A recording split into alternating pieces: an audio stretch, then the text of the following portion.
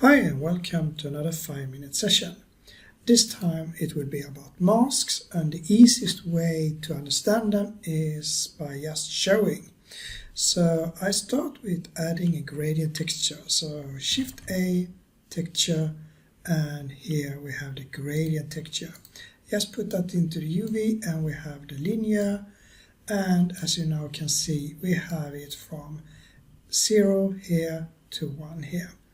That we have already seen in earlier sessions, and now I'm going to create a mask, and I can do that by adding another pattern and make it black and white, and then we can use that mask to mask another pattern. So you can say that we work in layers, and that is what we are going to understand today, that all those less than and greater than and everything you have learned so far is to make masks, so you can get whatever you want.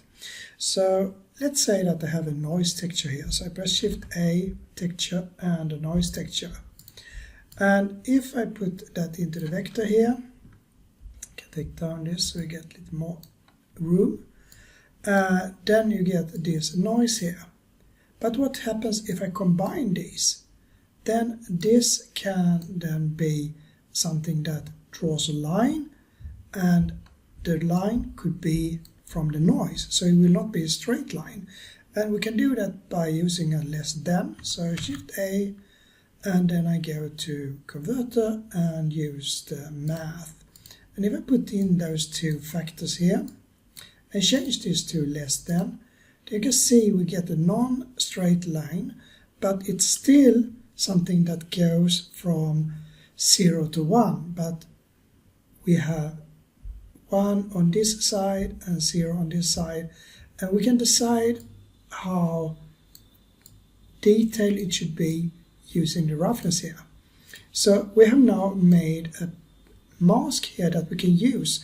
So we can put in another texture, another pattern on the white part here if we want to. And now we are working with masks. So this is a mask, and as you see we are not using anything new. It's the same thing as we did before. So let's say that we should have brick textures here. Then we just add brick textures. Shift A, texture, and brick texture, but we only want it on one side.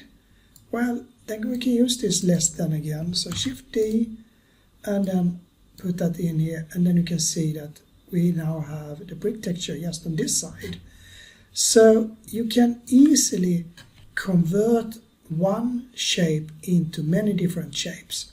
So let's take another simple example. So we take away this, take the brick texture, the factor, and we use the scale of 1, no offset, brick width, row height, this is 1 here.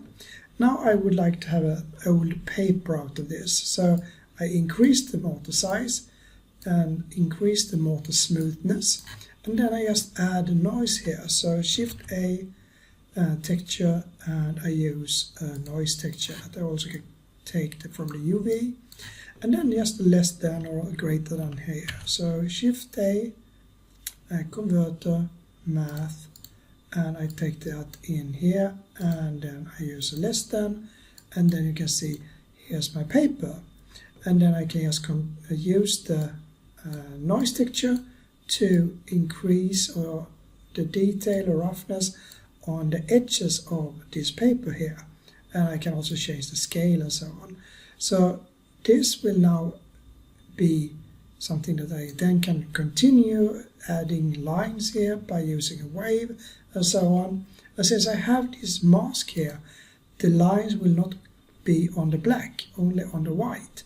So I can say Shift A, texture, and a wave texture, and I use the Y here, and then we get these lines here. But we don't want lines all over the place, only where we have this pattern. So then I can just use a multiply by adding this together, and a multiply of 0,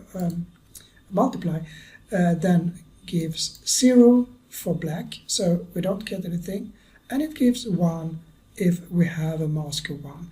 And then we can just add the lines in here add some distortion or something like that, and then we get everything. So masking is to add layers and layers and layers to create new patterns by using black and white. So this is an intro to masking and creating patterns. So hopefully you've learned something these 5 minutes, and I say bye for now and see you tomorrow.